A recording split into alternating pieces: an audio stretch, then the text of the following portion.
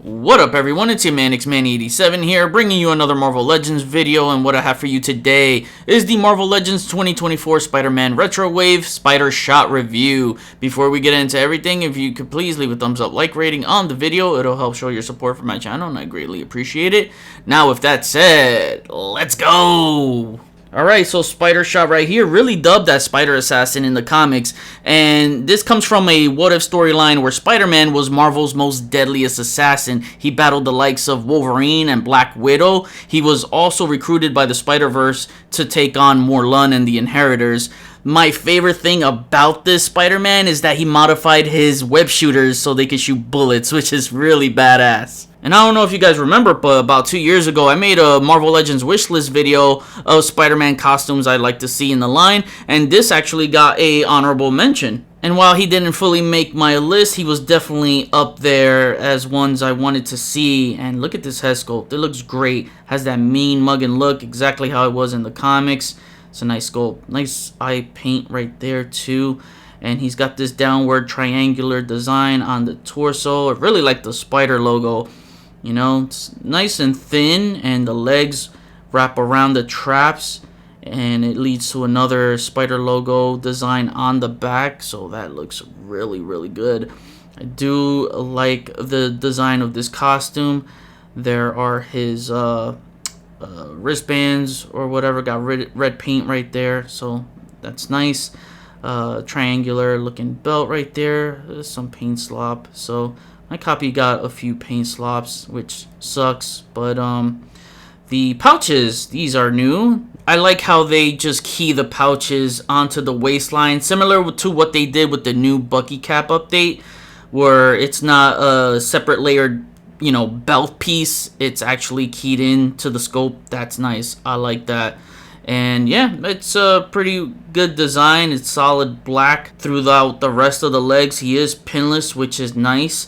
And this is my problem here, man. Oh my god, that is bad. Look at the legs. That thigh gap is serious. Oh man, it is so bad. It is as bad as the product images, which was what I feared when it was first revealed. I'm like, that doesn't look right. It's got to be fixed when the final product is released. And oh no, it's actually worse.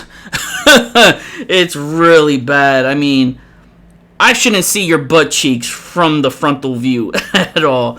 And just the way the pegs are sticking out, you can see the freaking pegs right there, and it's so visible. It looks like his balls are hanging out. Like, what the hell, man? Freaking spider balls. That's what I should call this guy.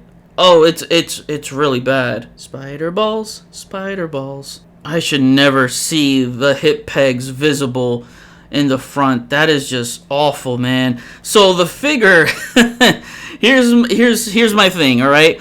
The figure, waist up, great, fantastic. He looks great. Waist down, it is horrible. So only half of this figure is good, man. There's absolutely no excuse for this. I mean, this figure is on the retro Spider-Man body, but updated with pinless. But when you look at the retro Spider-Man, the hips are nowhere near that bad. Look at that. Look at the gap difference. Again, you don't see that hip peg exposed in the front. Oh man, that is horrible. They gave this dude baby hips because of that now. That is bad. Holy shit, that's bad. What the hell kind of mistake did the design team make to overlook this? This is straight up garbage. Even on the back, you look at it, look at the difference in the hips. At least this stays in line, you know what I mean? When you look at it, I'm standing this figure straight and it's just sticking out. It's poorly executed. I don't know what the hell happened. It's a damn shame because, again, like I said, I'm a fan of this costume. Now, for accessories, he comes with a pair of web-thwipping hands. And lastly, the most important accessory they could give this guy is a set of hands making shooting hand gestures and web bullet effects to go along with it. And this is awesome. It caters to his abilities. Kind of a weird approach because the web bullets are plugged in to his thumb where it should be on the wrist because, I mean, that's where he shoots his webbings and stuff like that. But yeah, These aren't the same rehashed bullet effects you see that come with Black Widow and such. These are actually different. It's a different effect. And the peg right here you can see is more towards the end. You just want to make sure the peg on the end is leaning against his 2 shooting fingers. So that's going to be the best way to plug them in. Maybe if they did the wrist, the web shooters would look like it's just protruding, you know, way too much. And maybe that's why they avoided that. So I guess I can understand that. I mean, they could have done it. They just needed the peg to have an L shape so you could just, you know, plug it into the wrist like that. So I guess this still works though. So even though the Spider-Man has a pair of fists, whipping hands, and the shooting hands, he is missing wall crawling hands. So the best thing you could do, I took the Bombastic Spider-Man, Bombastic Bagman, his wall crawling hands, and just swapped it with this guy since it matches. And now you can put your Spider Assassin into some wall crawling poses. Also, I did give him the animated series Peter Parker head because in the comics he had this same kind of hairstyle with the wavy hairstyle and the little string of hair coming down his forehead. So I think that'll work too. Alright, now for articulation, his head looks about that far up and that far down, left, right. He does pivot a little bit nicely, and because it's the retro Spider-Man buck, he has that gap on the back of his neck, which sucks. And yeah, it's just that floating head still there. I just can't stand that, man. The worst ball joint in toy history belongs to Hasbro right there. And so the arms do move up high enough, way higher than a straight T-pose. That's nice. You got the butterfly joints that rock forward and back. You can move it up and down. You got the bicep swivel, double jointed pinless arms right there. Wrist swivel, wrist hinge. You got the double diaphragm joint. So, you know, he's got the upper torso swivel and the pivot. It rocks around. It does move forward with the inverted ab crunch right there. And it moves back. You got the drop down leg mechanic right there. His legs will spread that far apart, and while even with these pegs exposed, you still can't get a full split with Spider-Man. Oh man, he kicks up about that far up, kicks that far back, so you'll get a frontward split. And then his legs rock around. You got the thigh swivel, double jointed pinless knees, and oh, so close to heel to the Spider Assassin butt.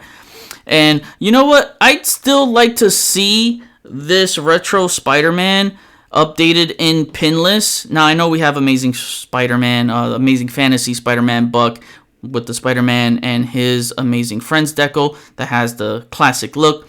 But just for this buck, because I'm still a fan of this retro Spider-Man, I would like for them to update it pinless because I like to have a bunch of different Spider-Man bucks or different bucks with the Spider-Man classic deco on it. I just hope his legs don't look like this with these hip joints exposed.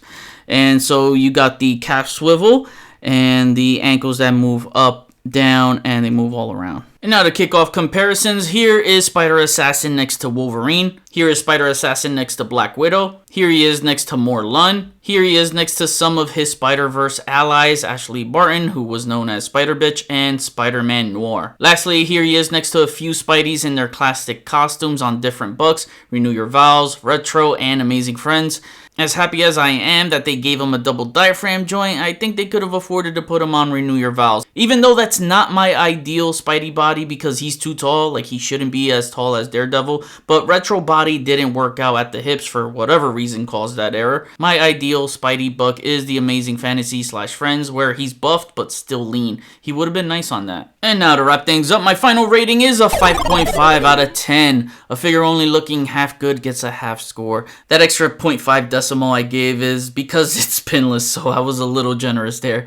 He could have been rated higher and gotten past the 7 to 8 if they didn't mess up at at the hips and also give him wall crawling hands. I know 3 sets of hands are great for Spidey, but wall crawling hands are mandatory if that version of Spider-Man uses that ability. As we know, some Elseworlds, he doesn't have all his abilities, but this version of Spider-Man has enhanced abilities compared to his 616 counterpart, though he got killed by the Inheritors even with having OP Spidey sense. But leave it to Marvel writers to forget about important shit that they themselves write. Whatever, man. The figure is fun to pose, no doubt. The retro Spidey buck is always going to be fun to pose around, so when you get him into those Spider-Man-esque poses, it'll hide those ugly hips. They gave him a good amount of accessories, and I'm very pleased that Hasbro didn't forget to give Spider-Assassin his shooting hands with bullet effects. But I kept my fingers crossed on that one when Assassin Spider was considered for my wish list, so I'm happy they followed through with it. Yes, I call him Spider-Assassin or Assassin Spider, as that's what he was called in the comics, so I refuse to call him SpiderShot, as that's not his name. Only did it for the title and intro, so it's accurate to the Marvel Legends marketing.